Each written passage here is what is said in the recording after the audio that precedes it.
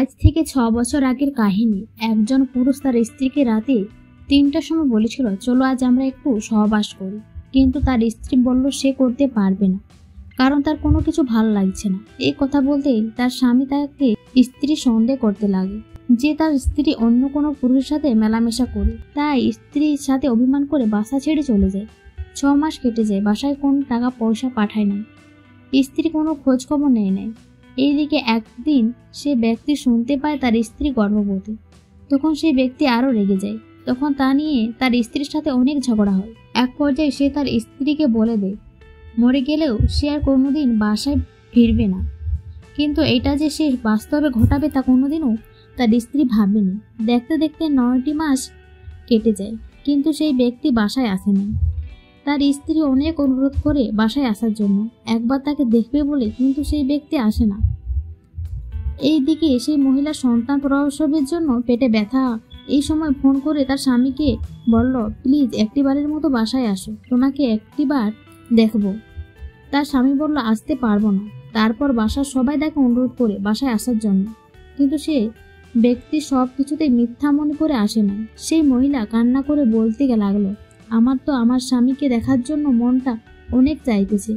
জানি না আমি বাঁচবো কি বাঁচবো না, তবে আমি কি এমন দোষ করেছি যে আজ আমার এই কঠিন মুহূর্তে কোনো পাশে পাচ্ছি নাই। তবে আমি যদি মরে যাই, তাহলে তোমরা আমার স্বামীকে বলবা তিনি যেন আসে আমার এই কপালে একটা চুমু দেয় আর নিজের হাতে কফন করে। বাসার সবাই তাকে সান্ত্বনা দেওয়ার চেষ্টা করে, কিন্তু কেউ সান্ত্বনা দিতে পারে না। তার সাথে বাসার সবাই কান্নায় ভেঙে পড়ে। এদিকে রাত শেষ হয়ে যাচ্ছে, কিন্তু সন্তান প্রসবের ব্যথা বাড়ছে না, যথাক্রমে আরও কমতে লাগলো। এইটা দেখে সবাই ভয় পেয়ে গেল।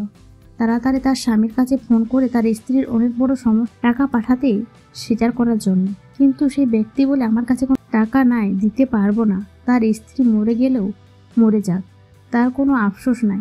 কথা শুনে বাসার সবাই অনেক কষ্ট পায়। তারা চিন্তা করে কি করবে এখন। এইদিকে রাত গড়িয়ে সকাল হতে লাগলো। এলাকার মানুষ একাত্রিত হতে লাগলো। সবাই জিনিসটা নিয়ে গবেষণা করতে লাগে, আর বাসায় সবাই লজ্জা মুখ ঢাকাতে লাগে। লাস্টে এক ব্যক্তি উঠে দাঁড়ায়, গ্রামের সবার থেকে টাকা তুলে তার চিকিৎসা করাবে এই উদ্দেশ্য নিয়ে টাকা তোলা হয়। মহিলাকে হসপিটালে নেওয়া হয়। ডাক্তার বলে চিকিৎসা করতে পারবে না, তবে তার স্বামী যদি এসে বলে তাহলে করবে।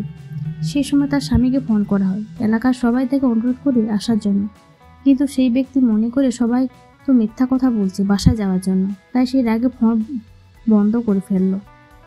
এবার এলাকার মানুষ ডাক্তারকে অনেক অনুরোধ করতে লাগলো। সে ডাক্তার রাজি হলো, তবে একবার তার রক্তে জোগাড় করার জন্য সবাই ব্যস্ত হয়ে পড়ল। সেই মহিলা কেমন জানি একা হয়ে গেল। তার পাশে ছিল একটা মহিলা। সেই মহিলাকে সে বলতে লাগলো, আপা আমাকে একটু পানি দেবেন, আমার খুব পিপাসা লেগেছে। মহিলাটি তাকে 1 লিটার পানির বোতল দেয়। সে একেবারে সেই পানি খেয়ে ফেললো। আরও পানি চাইলো, আর খাবার জন্য রুটি চাইলো। তাকে রুটি দেওয়া হলো। সে এমনভাবে খাওয়ার আর পানি খেলো যেন মনে হলো জীবনের শেষ খাবার সে একসাথে খেয়েছি। খাবার শেষ করে বলল, আপা একটু এদিকে আসেন, আপনাকে কিছু কথা বলি। তখন মহিলাটি তার পাশে গিয়ে বসলো। তখন মহিলাটা তার হাতে হাত ধরে কেঁদে ফেললো আর বলল, আপা হয়তো আমি আর বাঁচবো না, আমার জীবন হয়তো এখানেই শেষ। তবে একটা কথা জেনে, যেখানে আজ আমার স্বামী থাকার কথা সেখানে আপনি আছেন, তাই আপনাকে আমি বলি, আমার সন্তান আছে, তাদের কেউ না দেখলেও আপনি দেখবেন। আমার ছোট্ট ছেলে 2 বছর হবে, তাকে আপনার পাশেই রাখবেন, আমাকে কথা দেন।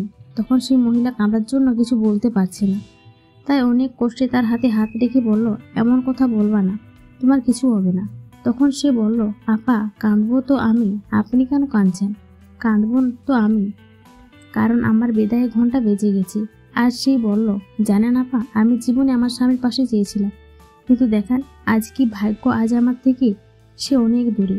তবে আপু আমিও অভিমান পারি, আর সেই অভিমানে আমিও চলে যাব তার থেকে অনেক অনেক দূরে। বলে কেমন জানি করা শুরু করলো।